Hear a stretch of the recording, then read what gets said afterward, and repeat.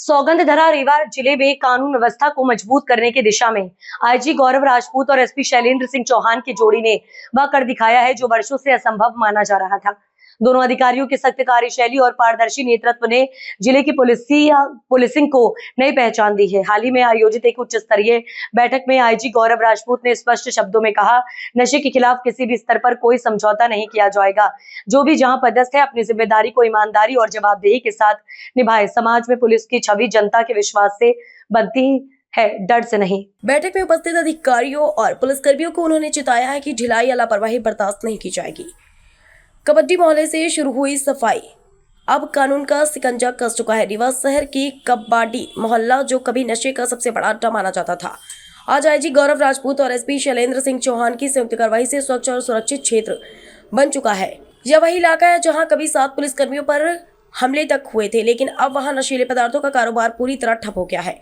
Rewa police की नई पहचान, जनता के साथ विश्वास, अपराधियों में एक खौफ। आईजी गौरव राजपूत और एसपी शैलेंद्र सिंह चौहान की नेतृत्वकारी सोच ने पुलिस बल में नई ऊर्जा का संचार किया है। एक तरफ जनता में पुलिस के प्रति भरोसा बढ़ा है, वहीं दूसरी ओर अपराधियों में कानून का डर साफ नजर आ रहा है। अगर कानून अपने आप पर आ जाए तो परिंदा भी पर नहीं मारता, यह कहावत अब रीवा जिले के चरितार्थ हो रही है।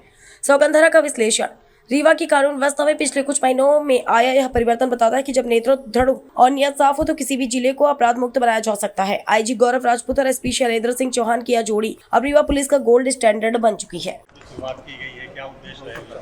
एक आत्म संवाद जो अंतिम स्तंभ है हमारा, उससे 1-to-1 कम्युनिकेशन, और सबसे महत्वपूर्ण बात कि इस बार जो हमारे प्रयास होंगे, इस बार जो हमारा परिश्रम होगा, वो कोरेक्स के समूल विनाश की ओर अग्रसर हो।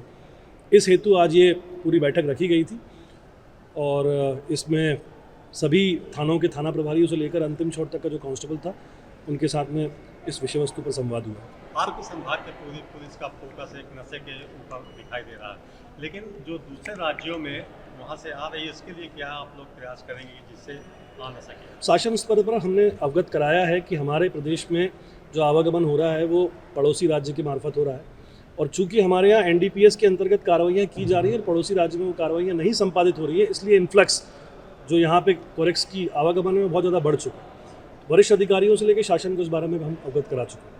प्रहार 1.0 से 2.0 की तरह प्रहार 1.0 में हमने बहुत सारी चीज़ें सीखी।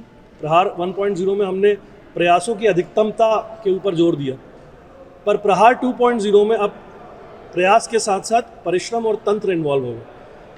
प्रयास 2.0 में पहले हम प्रयास 1 में रक्षक थे, अब हम इस एंटी कोरेक्स कैंपेन के संरक्षक हैं और जन समाज के साथ में उनके कल्याण के लिए, उनके उत्थान के लिए और उनके जो भी आत्मसम्मान है उसके लिए हम पुलिस फोर्स पूरी तरह से प्रतिबद्ध है। आपकी पुलिस निरंतर कार्रवाई कर रही है, रोज कार्रवाई हो रही है, दूसरे राज्यों पर कैसे रोक लगेगी कि यहाँ लोग लक्ष्य कहते हैं?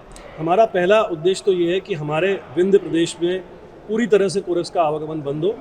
पुलिस रोज कार्रवाई करी, जैसा आपने बताया एनडीपीएस के अंतर्गत विक्रेता, क्रेता और जो भी इसके संरक्षक हैं उन पे भी हम लोग कार्रवाइयाँ संपादित करवा रहे हैं। अब सफेमा के अंतर्गत हम ये भी इंश्योर करेंगे कि जो ऐसे लोग हैं जो बड़े बड़े अपराधी तत्व इसमें इन्वॉल्व हैं, उनकी प्रॉपर्टी सीजर्स का कार्रवाई भी हमने पिछली बार एक बार करी हुई है, परंतु इस ऑपरेशन प्रहार 2 में हम सुनिश्चित करेंगे कि ये कार्रवाइयाँ अधिकतम स्तर पर जा पाएँ। पुलिस पर आरोप लग रहे हैं कि छोटे लोगों पर कार्रवाई हो जाती है, लेकिन जो बड़े स्तर के हैं वो बच नहीं करते। पूरी ट्रेल ऑपरेशन प्रहार 2 में हम बनाएंगे, जहाँ से शुरुआत हुई है और जहाँ तक बेचा गया है, इन सभी की ट्रेल बना के सभी को उस पर्टिकुलर अपहरण जो केस होगा उसमें हम लोग इन्वॉल्व करेंगे।